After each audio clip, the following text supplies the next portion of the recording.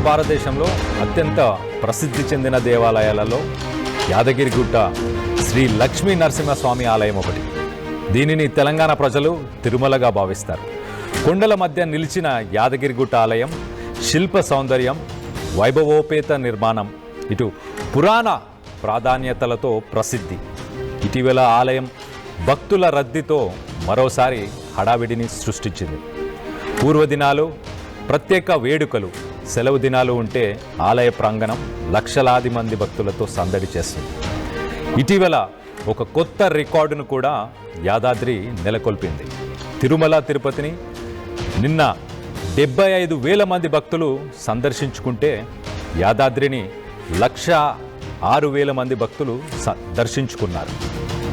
అలాగే రికార్డు స్థాయిలో 1,04,00,000 ఆదాయం వచ్చినట్లు అధికారులు తెలిపారు.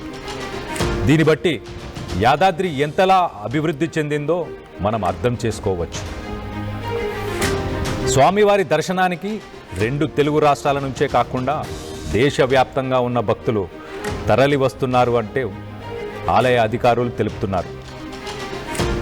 యాదాద్రిని తెలంగాణ తిరుమలగా తీర్చిదిద్దడంలో గత ప్రభుత్వం కృషి ఉంది అనడంలో అతిశయోక్తి లేదు.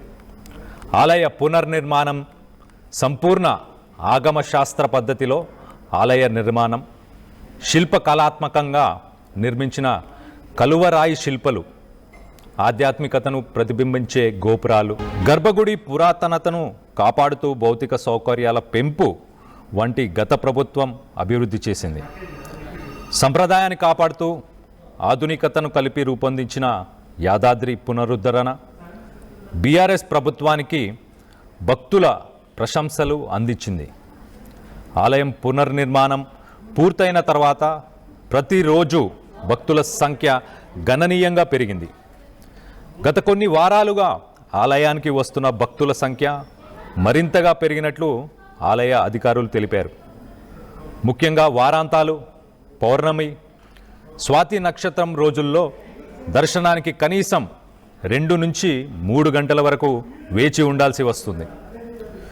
కొత్తగా మారిన యాదాద్రి దర్శనం ఒక దేవాలయ అనుభూతికి మించి ఉన్న అనుభవం అని చెప్పేసి చాలామంది భక్తులు అంటున్నారు. ఇటు తిరుమల, తిరుపతి తరహాలో యాదాద్రి ఆలయాన్ని గత ప్రభుత్వం తీర్చిదిద్దింది. 2016 అక్టోబర్ 11న విజయదశమి నాడు యాదాద్రీశుడికి ఆలయ పునర్నిర్మాణం పనులకు మాజీ సీఎం కేసీఆర్ శ్రీకారం చుట్టారు. ఆలయానికి వాడిన రాయి 2.5 లక్షల టన్నులను గుంటూరు, ప్రకాశం జిల్లాల సరిహద్దుల నుంచి తీసుకొచ్చారు. ఆలయ పునర్నిర్మాణంలో 800 మంది శిల్పులు, 8 మంది గుత్తేదారులతో పాటు 1,500 మంది కార్మికులు కష్టం ఉంది. ఈ ఆలయ పునర్నిర్మాణం పనులు 66 నెలల పాటు కొనసాగగా ప్రధాన ఆలయంలో 6,000కు పైగా శిల్పాలను శిల్పకారులు తయారు చేశారు. ఆలయ పునర్నిర్మాణ పనులను 2,000 కోట్లతో గత ప్రభుత్వం చేపట్టింది. యాదాద్రి ప్రధాన ఆలయ నిర్మాణానికి 250 కోట్ల ఖర్చు చేయడం జరిగింది. దేశంలోనే ప్రప్రథమంగా ఆలయమంతా కృష్ణశిలతో నిర్మించారు. గిరి ప్రదక్షిణకు కొండ చుట్టూ 5.5 కిలోమీటర్ల మేర వలయ రహదారి నిర్మించిన విషయం తెలిసిందే.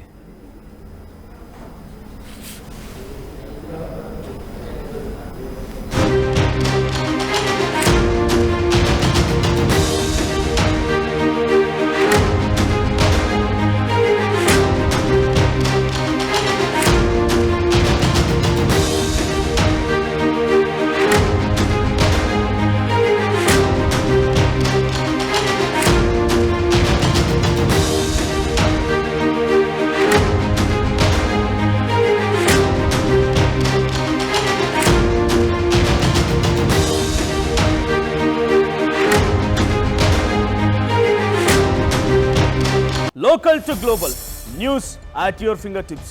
మీ చేతిలో ఒక ఆయుధం. డౌన్లోడ్ రా TV app. Media legend Ravi Prakash is back.